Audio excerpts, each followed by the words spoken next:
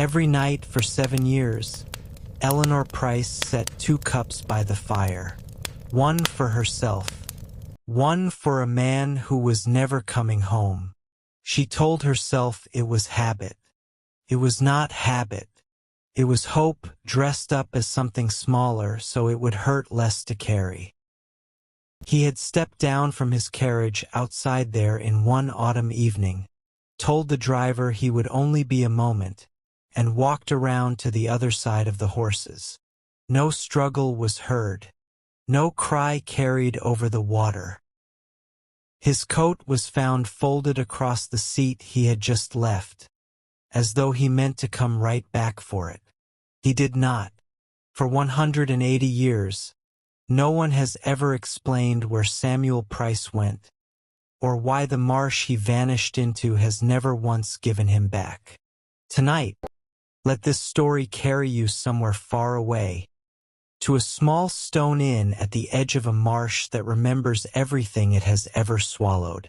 This is the story of the woman who kept setting 2 cups anyway, of the stranger who arrived years later carrying a letter that should not have existed, and of a body of water so quiet, so still, that the people who lived beside it learned never to ask it questions they did not truly want answered. If you are new here, welcome to the Murmured Garden. Stay a while. Before we dive deeper, let us know in the comments where you're watching from. We'd love to hear from you. And don't forget to hit that subscribe button so you never miss any of our upcoming videos. The inn still stands today, though the road that once led travelers past its door has long since gone quiet, swallowed by hedgerow and time in the way that old roads always seem to be swallowed eventually. It is a low building of gray stone, 3 chimneys, and a single lantern hook bolted above the front door that has never, in living memory, been removed. Locals will tell you, if you ask gently enough and buy them a drink first, that the inn was never haunted in the way that word usually means. There were no chains, no cold spots, no faces in upstairs windows. What lingered instead was quieter than that, and somehow harder to explain away. It was the sense, shared by nearly everyone who stayed there even for a single night, that someone was still waiting by the door for a man who was never coming home. To understand what happened that autumn, you first have to understand the marsh itself, and the particular kind of silence it kept. It was not a place of sudden danger. There were no quicksands waiting to pull a careless boot under, no legends of wolves or smugglers hiding in the reeds. The danger of that marsh, if it could even be called danger, was patience. Fog rolled in off the water most evenings around dusk and did not lift again until well past dawn, and within that fog, sound behaved strangely, carrying voices from places no voice should have been able to reach, and swallowing footsteps that should have echoed clearly across open ground. People who grew up near it learned early to trust their ears less than their instincts, and to come inside the moment the light began to change. Eleanor Pryce had run the inn alone for as long as anyone could remember her doing otherwise. She kept the same brass lantern her husband had carried the night he disappeared, polished it every Sunday evening without fail, and hung his coat by the door precisely where he had left it, though by then the wool had begun to fade from years of candle smoke and afternoon sun. She was not, by most accounts, a woman given to grief in any way you could see plainly on her face. She poured ale, balanced her ledgers, and corrected travelers who mispronounced the name of the marsh, all with the same steady composure. It was only late at night, when the last guest had gone up to bed, that she would sit by the window facing the water and watch for a light that had not appeared there in 7 years. What almost no one in the village knew, and what Eleanor herself had never spoken of to a living soul, was that on 3 separate nights in the month before her husband vanished, she had seen a lantern moving out across the marsh where there was no path for any lantern to follow. She had told herself it was a trick of the fog, or a neighbor cutting reeds after dark, or her own mind inventing company in a house that often felt too large and too quiet. She had not told Samuel. She had certainly not told the constable, not even after he had gone missing and every possible detail suddenly mattered. Some things, she had decided, were easier to carry alone than to say out loud and have someone look at you differently afterward. That decision, made quietly and kept for 7 long years, was about to come undone the moment a stranger arrived at her door carrying a leather satchel, a set of surveying instruments, and a single folded letter written in handwriting Eleanor would have recognized anywhere, even after all this time, even though the man who had written it had been presumed dead for far longer than most marriages last. The man standing in the doorway introduced himself as Mr. Aldous Finch, a surveyor by trade, sent by a coastal mapping society to chart the marsh paths that no proper map had ever managed to capture correctly. He was perhaps 40, soft-spoken, with the kind of careful manners that suggested he had spent more of his life around paper and ink than around people. He apologized for the lateness of the hour, asked politely for a room and a hot meal, and said nothing at all about the letter folded inside his coat. Eleanor would not learn of its existence until 2 nights later, and by then she would already have started asking herself questions she had spent 7 years training herself not to ask. There are 3 questions that sit at the center of this story, and if you stay with it tonight, all 3 will eventually be answered, though perhaps not in the order you expect, and certainly not all at once. The first is simple enough to ask but has never once been answered to anyone's satisfaction. Where did Samuel Pryce actually go on the night he stepped down from that carriage? The second is stranger still, and it concerns the lantern Eleanor saw moving across the marsh in the weeks before he disappeared. A light with no path beneath it and no hand that anyone could identify holding it.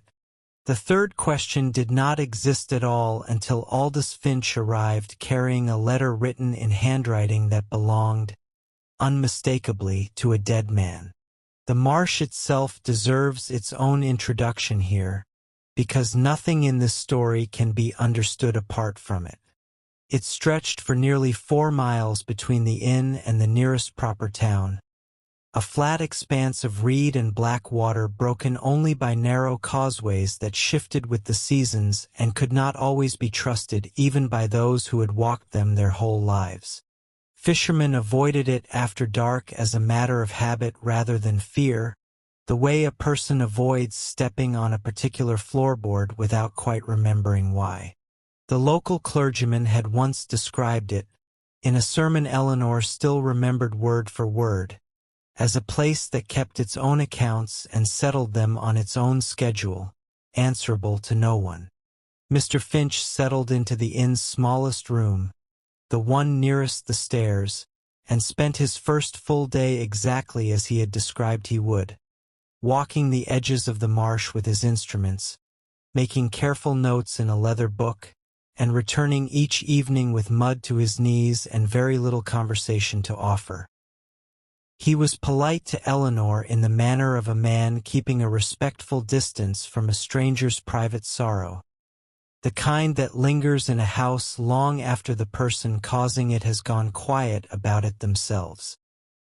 He asked only one question that first evening, almost in passing, as he accepted his bowl of stew by the fire. He asked how long the inn had stood at the edge of the marsh, and whether it had always been known by that name. It was a small enough question on its own, the sort of thing any visitor might ask out of polite curiosity about an old building. But Eleanor would think about it often in the days that followed, turning it over the way you turn over a stone you suspect has something living beneath it. Most travelers asked about the rooms, the rates, the distance to the nearest town. Few asked about the name of a marsh they intended to spend only a handful of days walking. She answered him plainly enough that night, told him the inn had carried the name longer than any living person could account for, and thought no more of it until she noticed, 3 days later, that his leather notebook contained almost nothing about tides or causeways at all. What it contained instead, she would discover quite by accident while clearing his breakfast plate one morning, was a series of dates running back across nearly 2 decades, each one paired with a short, careful notation in his small, even hand.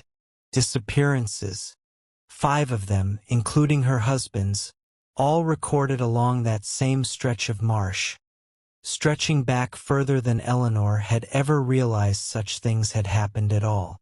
She had always believed, in the quiet way grief allows a person to believe almost anything that lets them keep functioning, that what happened to Samuel had been singular, a tragedy that belonged only to her.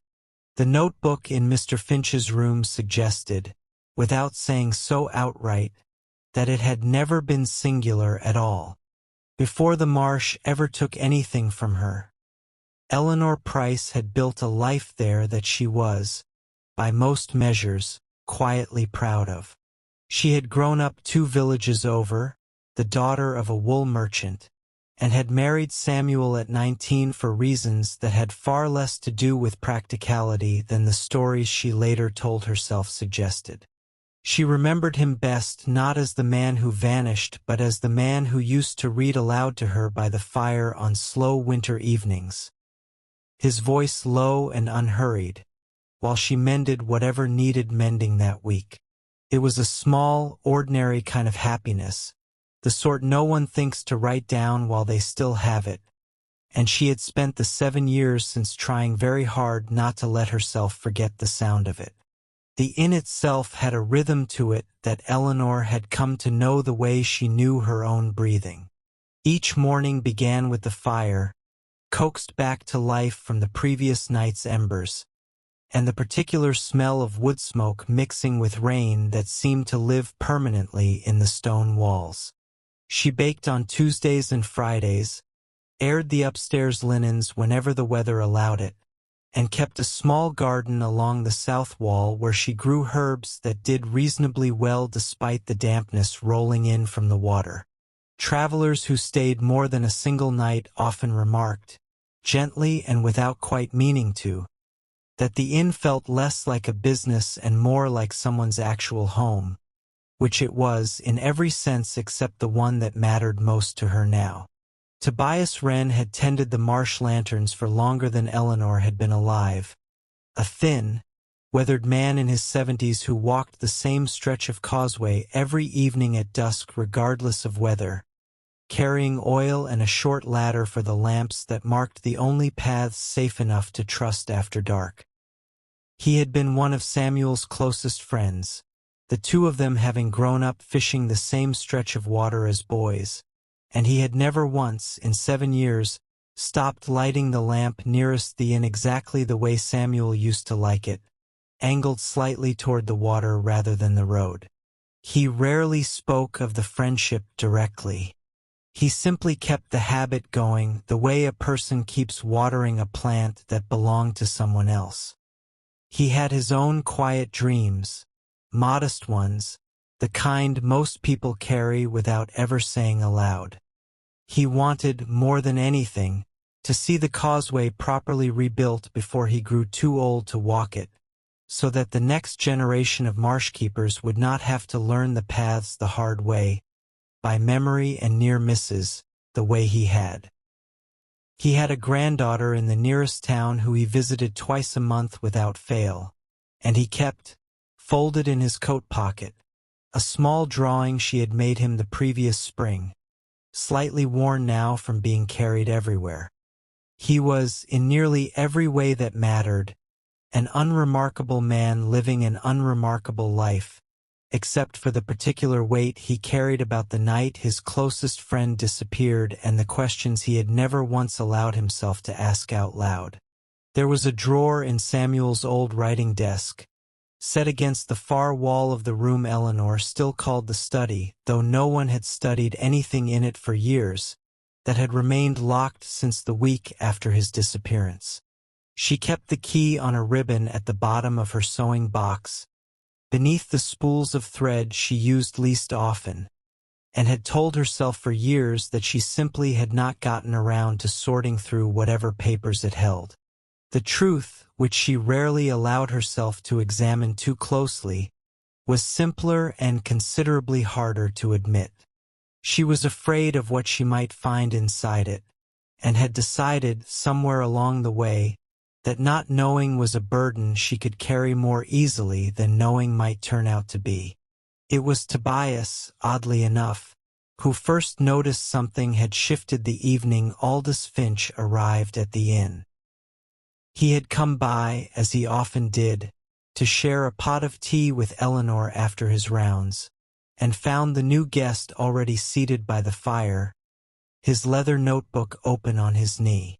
Tobias said little, as was his habit, but Eleanor noticed the particular way his eyes moved from the notebook to Finch's face and back again, a flicker of recognition that passed too quickly for her to name, followed by a silence that lasted slightly longer than the conversation seemed to need.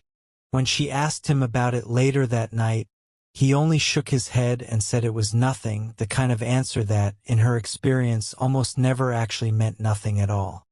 Eleanor did not ask Aldous Finch directly about the notebook for 2 more days, though the knowledge of what she had seen sat with her constantly, the way a stone sits in a shoe and makes itself known with every single step. She told herself she was simply observing him more carefully, watching how he ate his meals, how he answered when other guests asked about his work, how his hand moved instinctively to the inside pocket of his coat whenever the conversation turned even slightly toward the Marsh's history. By the 3rd evening, she had convinced herself that waiting any longer would only make the eventual conversation harder, and so she knocked on the door of his small room just after supper, the locked drawer's key still pressed against her palm from where she had been turning it over all afternoon without quite admitting to herself why. He did not seem surprised to see her. If anything, there was something almost relieved in the way he stepped back to let her in, as though he had been expecting this conversation since the morning he arrived and had simply been waiting for her to be ready for it rather than him. He gestured to the single chair by the window and remained standing himself, his hands folded in front of him in the manner of a man bracing for a conversation he did not particularly want to have but had decided he owed her regardless. She asked him plainly what the notebook contained, and why a man hired to survey causeways was instead recording the names and dates of people who had vanished along them. He answered her honestly, which she would later think of as the single kindest thing he did for her during his entire stay, regardless of everything that followed. He told her that the Mapping Society had not, in fact, sent him. He had requested the assignment himself, using connections from years prior, because his own research, conducted quietly over several years following an inheritance that had included a small collection of his late uncle's correspondence, had led him to this particular stretch of marsh and to her husband's name specifically. He told her there was a letter, written in Samuel's hand, dated nearly a full year after the night he was presumed to have died, addressed not to her, but to the uncle whose papers Finch had since inherited. Eleanor did not speak for a long moment after he said this. She would later describe the feeling, to the only person she ever told the full story to, as something close to standing at the edge of the marsh itself in deep fog, unable to see more than a few feet ahead in any direction and uncertain whether the ground beneath the next step would hold her weight at all. Her first instinct, she admitted, was not hope, though perhaps it should have been. It was something closer to anger, sharp and sudden, directed at a husband who might have been alive somewhere in the world for a year after she had buried an empty memory of him, without once sending word to the woman who had kept his coat by the door the entire time. Finch, to his credit, did not try to soften what he told her next. He explained that the letter was brief, written in clearly agitated handwriting, and described Samuel as a man in some kind of fear for his own safety, though it gave no specific name to whatever he was afraid of. It mentioned the marsh directly only once, in a single line that Finch had read so many times he could recite it from memory without looking at the page.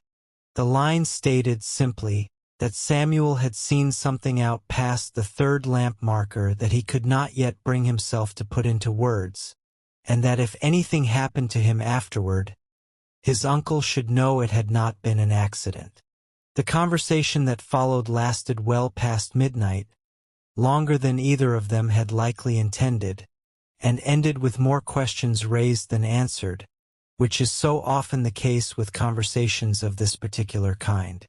Eleanor wanted to know why the letter had gone to an uncle in another county rather than to her directly. Finch, gently, suggested the obvious possibility that Samuel had not wanted to frighten her with something he could not yet prove, and had hoped to gather more certainty before telling her himself. It was a kind explanation and possibly even a true one, but it left unanswered the considerably harder question of what exactly Samuel had seen out past that third lamp marker, and whether it was the same thing that had eventually caught up with him. Whatever conclusion Eleanor might have reached that night, if she had been given the time to reach one at all, was interrupted by a sound from outside that neither of them had heard before in all their respective years near that water. It was not the wind, and it was not the call of any bird either of them recognized, but something low and drawn out, carrying across the marsh in the particular way sound traveled through fog, arriving from a direction that placed it, as best either of them could judge by ear alone, somewhere very near the third lamp marker Samuel's letter had named. Neither Eleanor nor Aldous moved for several seconds after the sound faded, both of them listening to the particular silence that follows something unexplained, the kind of silence that feels heavier than the noise that came before it. It was Eleanor who finally broke it, suggesting in a voice steadier than she actually felt that it was likely nothing more than a heron disturbed somewhere out on the water, a sound she had heard described that way by travelers before. Aldous did not argue with her, though she noticed he did not agree with her either, and the two of them sat with that small, unspoken disagreement between them for the rest of the evening, neither willing to push the conversation any further that night. Word of the sound traveled faster than Eleanor expected through a village that small.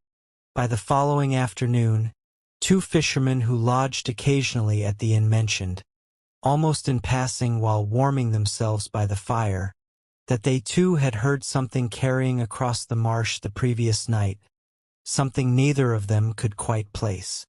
One of them, a younger man not given to superstition in Eleanor's experience, admitted quietly that it had reminded him of nothing so much as a voice, though he was careful to add that voices traveled strangely over open water, and he did not put much weight in his own impression.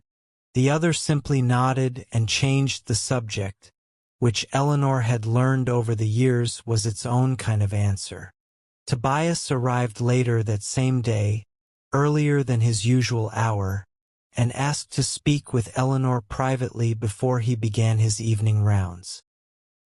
He told her, with visible reluctance, that he had noticed something off about the third lamp marker 2 nights prior, though he had said nothing of it until now because he had assumed, at the time, that it was simply weather damage from a recent storm. The lamp itself had been moved, not far, but enough that anyone walking the causeway in low visibility might step slightly off the safe path without realizing it. He had repositioned it himself the following morning and thought little more of it, until the sound the previous night had brought the memory back with considerably more weight than it had carried before. It was a small detail, easily explained by weather or by the simple wear of an old wooden post in damp ground, and yet it sat uneasily alongside everything else that had surfaced in the past several days.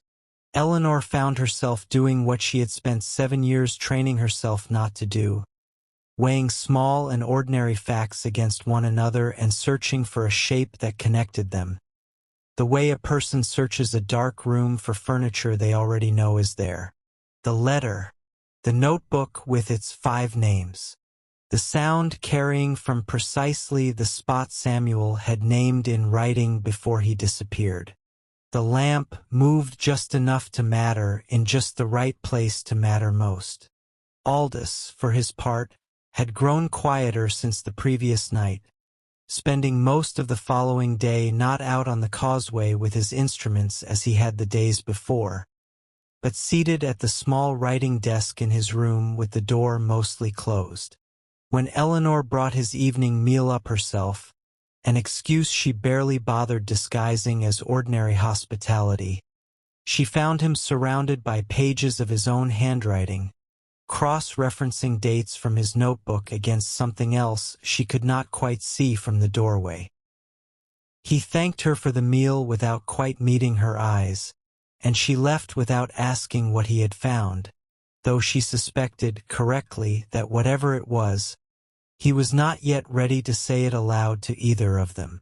What Eleanor did not yet know, and would not learn until the following evening, was that 2 of the 5 names in Aldous' notebook had, in fact, never truly vanished without explanation at all. They had simply been recorded that way by people who had stopped looking too closely once a convenient enough story presented itself, the sort of quiet, unremarkable resolution that satisfies a village far more easily than an uncomfortable truth ever could. The remaining 3 names, including her husband's, shared something the other 2 did not, a detail Aldous had only just confirmed that afternoon by matching dates against old shipping records he had carried with him from the start, though he had not yet decided how or whether to tell her what he had found. Aldous waited until the following evening to tell her, not out of any wish to draw the moment out, but because he wanted to be certain of what he had found before placing that certainty into her hands. He asked her to sit, which she found almost amusing given that it was her own inn and her own fire, but she did as he asked, sensing correctly that whatever he was about to say had cost him something to arrive at. He told her that the 3 names sharing the date pattern he had noticed, including Samuel's, all corresponded to nights when a particular merchant vessel, one running goods quietly along the coast outside the usual customs routes, had been recorded passing near that stretch of marsh. It was not, he explained carefully, watching her face as he said it, evidence of anything violent or deliberate in the way she had perhaps feared most. It suggested something closer to an accident compounded by silence, a misjudged signal in heavy fog, a man walking the causeway at exactly the wrong hour and finding himself caught between a vessel trying to avoid notice and a shoreline it could not see clearly enough to avoid. Samuel, he believed, based on the fear evident in his letter, had likely witnessed something from that vessel he was never meant to see, and had been removed from the world not out of any particular cruelty, but out of a far more ordinary kind of self-interest, the sort that values its own secrecy over the life of a stranger walking home in the dark. Eleanor sat with this for a long while before she spoke again, turning the explanation over slowly, the way grief allows a person to hold even unbearable information at arm's length until they are ready to bring it closer. There was no comfort in it, not exactly, but there was something close to comfort's quieter cousin, which is simply knowing. 7 years of wondering whether her husband had left her by choice, had been taken by something the marsh itself decided to keep, or had simply walked into the fog and been swallowed by indifference, had each carried their own particular weight. What Aldous offered her instead was smaller and more human than any of those possibilities, and somehow that smallness made it easier to carry rather than harder. She asked him, eventually, whether the men responsible were still out there somewhere, still running that same quiet route along the coast. He told her, gently, that the vessel itself had been lost in a storm 4 years prior, along with most of its crew, a detail he had confirmed independently before ever coming to her with any of this. There would be no trial, no public reckoning, no name she could attach her years of grief to and watch face consequence. There was only the truth itself, arriving 7 years late and offering nothing but its own quiet weight in exchange for the silence it finally broke. Tobias, when Eleanor told him the following morning, received the news the way Eleanor had come to expect from him, with very little visible reaction and a great deal happening somewhere beneath it. He sat with her by the fire for a long while afterward, saying almost nothing, and when he finally did speak, it was not about Samuel directly at all. He told her that he intended to move the third lamp marker permanently the following week, to a spot slightly further from the water's edge, not because the danger that had taken his friend still lingered there in any literal sense, but because he no longer wished to walk past that particular point every evening without some small gesture marking what it had cost. That night, for the first time in 7 years, Eleanor did not sit by the window watching for a light that was never going to appear there again. She sat instead at Samuel's old writing desk, the locked drawer finally open beside her, and read through the papers it had held all this time, mostly ordinary things, household accounts and old correspondence, nothing that answered any further questions but everything that reminded her, gently and without urgency, of the particular shape of the life they had built together before the marsh decided, on a schedule entirely its own, to settle its accounts.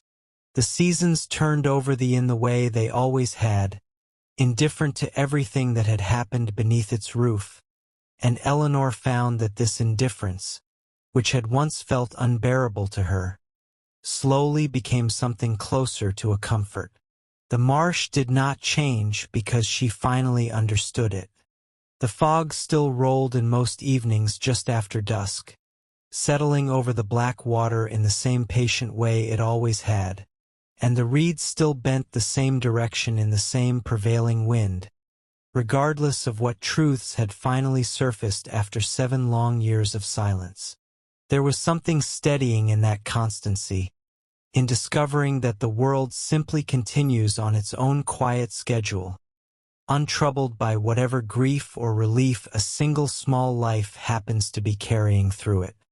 That first winter after the truth came to light was a quiet one, the kind of winter that settles over a household gently rather than announcing itself with storms. Snow fell over the marsh in soft, unhurried layers, blanketing the reeds until they bent low and silent beneath the weight of it, and the causeway lamps stood out warm and gold against all that white, the only color for nearly a mile in any direction once the light began to fade each afternoon.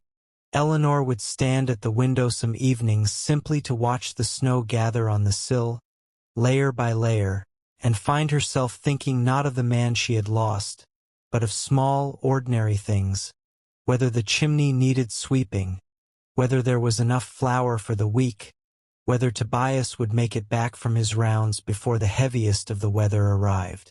Ordinary thoughts, she came to understand, were their own quiet kind of healing. Tobias moved the third lamp marker exactly as he said he would, a little further back from the water's edge, and the causeway felt, in some small and difficult-to-name way, slightly safer for it afterward. He continued his evening rounds exactly as before, oil and ladder in hand, walking the same stretch of ground he had walked for most of his life, though Eleanor noticed he lingered a little longer near that particular spot each evening before moving on, the way a person lingers near a grave they have finally made peace with visiting.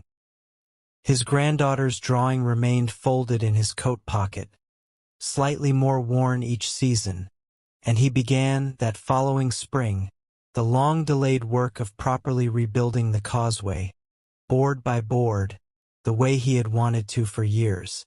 It was slow work, the rebuilding, suited to a man no longer young and in no particular hurry to finish it. He would carry 1 or 2 new boards out each clear morning, measure the old ones against them, and replace what needed replacing, resting often, watching the herons move through the shallows with the unhurried attention of a man who had nowhere else he needed to be. By midsummer, the first quarter-mile of causeway had been entirely renewed, pale new wood standing out against the older, weathered boards still waiting their turn, and travelers passing through remarked, more than once, that the path felt sturdier underfoot than they remembered it being in years past, though few of them ever asked why or learned the quiet reason behind it. Aldous stayed on at the inn longer than either of them had originally expected. His survey work for the Mapping Society finished within the first fortnight, though he found, somewhat to his own surprise, that he was in no particular hurry to return to the life he had left behind. He told Eleanor, one quiet evening some weeks later, that he had spent so many years chasing the question of what happened to men who disappeared into places like this marsh that he had nearly forgotten what it felt like to simply sit somewhere and let an evening pass without searching it for answers. She did not ask him to stay permanently, not in so many words, but she found herself, without quite deciding to, setting his place at the table each evening without needing to be asked. He took to small tasks around the inn the way a man does when he wishes to make himself useful without making a great show of it. Mending a loose shutter here, repainting a faded sign there, walking into the village once a week to collect whatever supplies Eleanor needed and returning, more often than not, with some small unnecessary kindness tucked in among the flour and the candles, a ribbon, a bit of peppermint, a newspaper from a town 2 days' ride away. Neither of them spoke much about what this arrangement was becoming, or what name it might eventually deserve. It simply continued, evening folding gently into evening, the way water continues along a path it has already worn smooth, asking no permission and needing none. The inn itself settled into a rhythm that felt, for the first time in 7 years, less like a place where someone was perpetually waiting and more like a place where people simply lived. Eleanor still polished the brass lantern each Sunday evening, though she no longer did it out of any need to keep something burning for a man who was not coming back.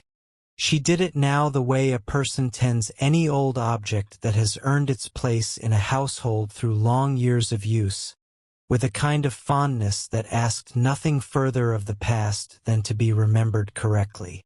Samuel's coat remained by the door a while longer still, though eventually, gently, without any particular ceremony attached to the moment, she moved it to a trunk upstairs, making room on the hook for whoever happened to arrive next. The garden along the south wall grew fuller that second spring than it had in years, as though it too had been waiting for some quiet permission to flourish properly. Eleanor found herself out among the herbs most mornings before the first guests woke, her hands moving through familiar soil, the scent of rosemary and thyme rising warm in the early light, the marsh beyond the wall still wrapped in the last thinning edges of its nightly fog. She began keeping bees that year as well, a small hive near the garden's far corner, and would sit some evenings simply listening to their low, steady hum, a sound so different from the silence the inn had carried for so long, and so welcome for exactly that reason. There is a particular kind of peace that settles over a place once its oldest question has finally been answered, even when the answer offers no triumph and very little justice, only the quiet relief of no longer wondering. The villagers who had once lowered their voices when speaking of the inn at the edge of the marsh found, over time, that they had less and less reason to do so. The story did not disappear, not entirely, The way stories like this rarely do disappear completely from a small place that has carried them for years, but it's softened at its edges, the way all sharp things soften eventually, until what remained was less a haunting and more simply a history, the kind every old building accumulates if it stands long enough beside water that keeps its own counsel. Years pass the way years do once the sharpest grief has finally been laid down. Quietly, one ordinary season folding into the next without announcing which one might be the last to matter. Tobias grew slower on his evening rounds, though he never once gave them up entirely, and his granddaughter, grown now, would sometimes walk the causeway beside him, carrying the oil while he carried the ladder, learning the lamps the same patient way he had learned them as a boy himself. Aldous' leather notebook, the one that had once held 5 careful names and the quiet weight of an unanswered question, found its way eventually into a drawer of its own, retired, its work finally finished, though neither he nor Eleanor ever spoke of putting it away for good. Picture, now, the marsh on an ordinary evening many years after all of this, long after Eleanor and Tobias and Aldous had each, in their own time, become part of the quiet history the inn carried rather than its living occupants. The fog still rolls in just after dusk, exactly as it always has, settling soft and unhurried over water that has long since stopped keeping any accounts at all that the living might still owe. The lamps along the causeway, rebuilt now and sturdy, glow gently against the gathering dark, marking a path that generations of careful feet have walked safely home along, asking nothing of the night except permission to pass through it gently. Picture the reeds, heavy with evening damp, bending slowly in a wind too soft to be called weather, more breath than gust, moving across the marsh the way a hand might move slowly across the surface of still water. Picture the last birds of the day settling low into the grass along the water's edge, their calls growing fewer and further apart, until the only sound left is the faint, steady murmur of water finding its way through reed and root, patient and entirely unhurried, the way it has moved through that same ground for longer than any single name could ever account for. There is nothing waiting out there anymore. There is only the marsh breathing slowly, the way it always has, the way it always will. Inside the inn, the fire burns low in its hearth, the way fires always do in the last hour before a house settles fully into sleep, throwing soft amber light across walls that have absorbed nearly 2 centuries of voices, footsteps, and the particular silence that follows a long day's end. Somewhere above, in a room that has held countless travelers passing briefly through countless ordinary lives, a window is left slightly open to let in the cool, damp air carried off the marsh, the same air that has drifted through that same window every single night for longer than anyone currently living could properly account for. The floorboards, worn smooth by years of slow footsteps, hold their quiet the way old wood always does, settling occasionally with a soft creak that disturbs nothing. The house simply breathing, the way the marsh breathes, the way you are breathing now. Somewhere in that same low light, the brass lantern still rests on its shelf above the hearth, no longer carried out into the dark, no longer needed to mark a path for anyone, kept now simply because some things earn the right to stay long after their first purpose has gently passed. The coat that once hung by the door has long since been folded away with care, not forgotten, simply settled, the way grief itself eventually settles, not vanishing but growing quiet, taking up less room with each passing year until what remains is something closer to tenderness than sorrow. This is, in the end, what most old houses are made of. Not hauntings, only the soft accumulation of lives once lived fully inside them. There is something worth carrying with you from a story like this one. long after the details themselves begin to soften and blur the way details always do once sleep starts pulling gently at the edges of a mind. It is simply this: that love, even when it goes unanswered for years, does not disappear so much as it waits, patiently, the way Eleanor waited, the way Tobias waited, each in their own quiet fashion, for a truth that arrived far later than either of them might have wished, but arrived nonetheless. That kindness shown to a stranger, the kind Eleanor offered Aldous without quite knowing why at first, has a way of returning itself, gently, when a person least expects it and perhaps most needs it. That grief, given enough time and enough patience, does not vanish, but it does, eventually, learn to rest. Let your own breathing slow now, the way the fire in that old hearth is slowing, the way the marsh itself settles further into stillness with every passing minute. There is nothing more this story needs from you. No more questions left to carry, no more names left to remember, no more lanterns left to watch for out across the dark water. Only the soft, steady rhythm of your own breath, in and out, slow and unhurried. The same patient rhythm the marsh has kept for longer than any single life could measure. Let your shoulders soften into whatever is holding you right now. Let your hands rest open and still. There is nowhere else you need to be tonight. The marsh continues on exactly as it always has, indifferent and unhurried, keeping whatever secrets it still keeps and releasing, every now and then, whichever ones it finally decides it no longer needs. The lamps burn low and steady along the causeway. The fire settles further into embers. The old stone walls hold their warmth a little longer into the night, the way they always have, the way they likely always will. And somewhere past the last lamp, the marsh keeps its quiet watch and waits, as it always has, for no one in particular, content simply to lie still beneath the fog, remembering everything, and asking nothing more of the night than to be allowed to rest inside it, just as you are now, drifting further from this story and further into your own quiet sleep, carried gently the rest of the way by nothing more than the sound of your own breathing, slow, steady, and entirely at peace.